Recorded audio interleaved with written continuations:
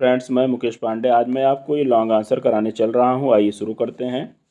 लेखक की दादी। देखिए, यहाँ पर है कि लेखक की दादी एक बहुत ही बूढ़ी महिला थी। The author's grandmother was a very old women.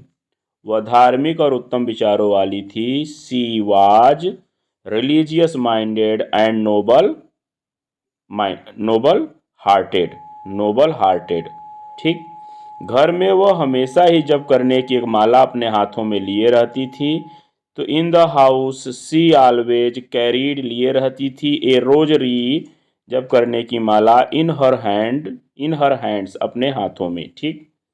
वह गांव के मंदिर में धार्मिक पुस्तकों को पढ़ा करती थी। सी यूज टू रीड, ठीक है, holy books in the village temple. गांव के मंदिर में, इन द विलेज टेम्पल। जिस समय वो बच्चे को स्कूल के लिए तैयार कर रही होती थी, उस समय वह अपनी प्रार्थना के शब्दों को बोलती रहती थी।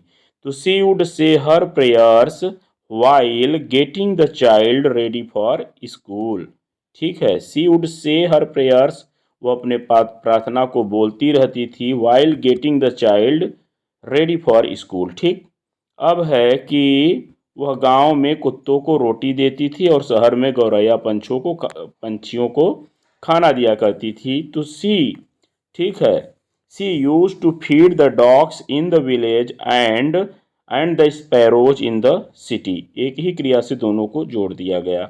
वह लेखक को अत्यधिक प्रेम करती थी। She loved the author very much, या she treated the author with utmost affection. ठीक है, she treated the author with the utmost affection कर सकते हैं। और या तो फिर हम जिसे सरल आपको लगे वही कि she loved the author very much. लेखक को आगे की पढ़ाई करने के लिए 5 वर्षों के लिए विदेश भेजा गया था। The Athar was sent abroad for 5 years for further studies. Further मतलब आगे की। लेखक ने सोचा कि इससे दादी को बुरा लगेगा। The author thought that this might upset his grand mother.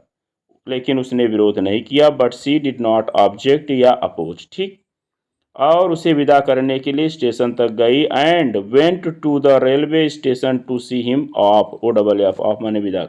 जब वह 5 वर्षों के बाद लौटा, when he return after 5 years, तो वहाँ उसका स्वागत करने के लिए वहाँ पर थी। तो वह, तो मतलब when he return after 5 years, ठीक है, she was there to welcome him.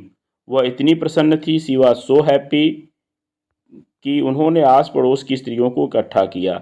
C collected the women, she collected the women in the neighbourhood, और उसके घर लौट आने का जश्न मनाने के लिए गीत गाए तथा ढोलक बजाई। And sang songs and beat the drum for celebrating his, ठीक है, हिज होम कमिंग, या हिज रिटर्न होम भी कर सकते हैं, या हिज होम कमिंग ही सही रहेगा। उन्होंने नियमानुसार शिक्षा नहीं पाई थी। तो she did not receive a proper education, या she was not formally educated. She was not formally educated. ठीक है। उन्हें अंग्रेजी और विज्ञान का कोई जानकारी नहीं थी। तो she had no knowledge of English and science. She had no knowledge of English and science. लेकिन वह हमेशा अपने नाती की शिक्षा के बारे में गंभीर थी।